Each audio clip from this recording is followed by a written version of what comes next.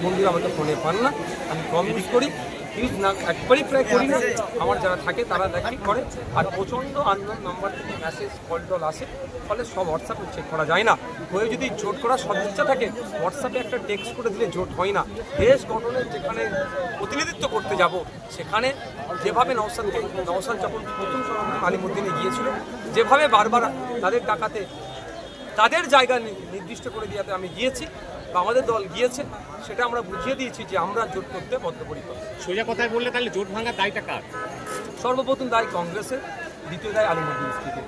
কারণ আলিমুদ্দিন স্ট্রিটে তাদের জোট শরিকদের কথা ভেবে জোটটা সে অর্থ করলো না। কারণ বসিরহাট সিটটাতে আমরা রিজিট ছিলাম যে বসিরহাট আমরা ছাড়বো না, কিন্তু আলিমুদ্দিন স্ট্রিট থেকে বারবার বলা হয়েছে বসিরহাট সিটটা সিপিআইয়ের, ওটা কোনো মতেই ছাড়া যাবে না।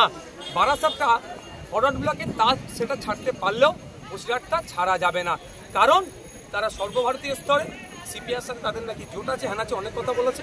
কিন্তু যখন প্রার্থীর লিস্ট ঘোষণা করলো বামপন্থী বন্ধুরা, দেখলাম কি বসিরহাট সিটটা সিপিআইকে না দিয়ে সিপিআইএম নিয়ে নিল।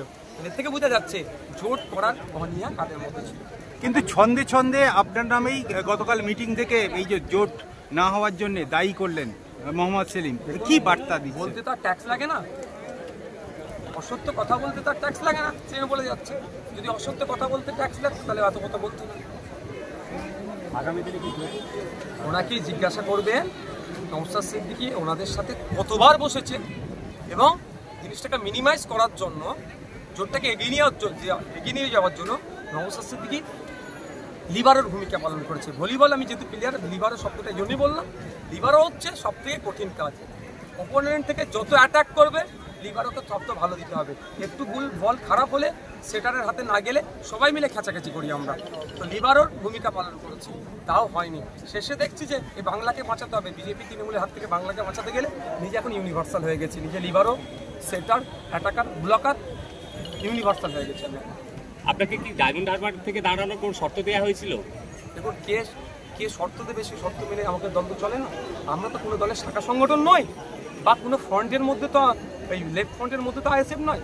আইএসএফের কোন প্রার্থী কোথায় দাঁড়াবে সেটা আইএসএফের রাজ্য কমিটি ডিসাইড করে।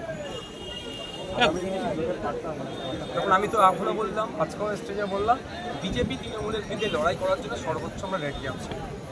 তবে হ্যাঁ, আত্মসম্মান জিতিয়ে দিয়ে নয়। বিজেপির ভয় দেখিয়ে কেউ আমাদের সিট সংখ্যা কমিয়ে দেবে, তৃণমূলের ভয় দেখিয়ে কেউ সিট সংখ্যা কমিয়ে দেবে, ওই জোটে যেতে পারবো না। আত্মসম্মান বজায় রেখে কেউ যদি বন্ধুত্বের হাত বাড়ায়, অবিজেপি অতৃণমূল এবং বিজেপি তৃণমূলের বিরুদ্ধে লড়াই করার জন্য অবিজেপি অতৃণমূল যারা হাত বাড়াবে বন্ধুত্বের, আর লড়াই পাবে বিজেপি তৃণমূলের বিরুদ্ধে, আমরা প্রস্তুত আছি হাত বাড়ানোর জন্য। এই মুহূর্তেও কি জোটের আর কোনো সম্ভাবনা আছে? সম্ভাবনা কোথায়? আচ্ছা, গতকাল যেটা দেখা গিয়েছে ভাঙড় 2 নম্বর ব্লকের ভোগালী 1 নম্বরে তৃণমূল নেতার বাড়িতে বোমাবাজির অভিযোগ, সেটা আইএসএফের বিরুদ্ধে। পাশাপাশি ভাঙড় 1 নম্বর ব্লকের জাগুলগাছিতেও তৃণমূল কর্মী সমর্থকরা মিটিং সেরে ফিরছিল, তাদের উপর হামলার ঘটনা ঘটেছে এবং আইএসএফের বিরুদ্ধে অভিযোগ। কি বলবেন? ওখানে শওকত মোল্লা সাহেব ওখানে অবজারভার হওয়ার পর থেকে ভাঙড় উত্তাপ করেছে, ভাঙড় উত্তাল করেছে। এখন শওকত মোল্লা সাহেবের পায়ের নিচে মাছি নাই। জাগুলগাছি অঞ্চলে কদিন আগে তারাই তাদের একটা বাড়িতে আগুন লাগিয়ে দিয়ে আমাদের কর্মীদের নামে মিথ্যা কেস দিতে চেয়েছিল। তদন্ত সাপেক্ষে তদন্ত করুক, যারা আগুন লেগেছে তারা শাস্তি পাবে। কিন্তু এটা তো করে এই আগুন লাগিয়ে মিথ্যা কেস দিয়ে আমাদের মেন যারা সংগঠন তাদের নামে মামলা দিয়ে তাদেরকে অ্যারেস্ট করে ভোট বৈতরণী পার করার চেষ্টা করছে। ঠিক একইভাবে গতকালকে যেটা হচ্ছে, আমরা বোমগুলির বিরুদ্ধে লড়াই, আমাদের নামে দোষ দিয়ে যাতে ওই বোমাবাজির এতে কী করবে, আমাদের ছেলেদের নামে মিথ্যা কেস দিয়ে অ্যারেস্ট করাবে। তবে প্রশাসনের কাছে আমি ভরসা করি এটাই, যে তদন্ত করুক, যে বা যারা যুক্ত তাদেরকে অ্যারেস্ট করুক। আমাদের গতকালকে আমাদের নেতৃত্বদের বাড়িতে খাপাড়াতে, ভাঙড়ের খাপাড়া, জাগলগাছিতে আমাদের নেতৃত্বের বাড়িতে যে ভাঙচুর, বাইক ভাঙচুর থেকে শুরু করে দরজা ভাঙচুর, গালাগালি, আমাদের কর্মীদের আক্রমণ করেছে এই তৃণমূলের। রাজ্যপালের বিরুদ্ধে যৌনলীগের যে অভিযোগটা ছিল সেটা নিয়ে তৃণমূলের শীর্ষাসীন তারা রাজভবনে দেখুন,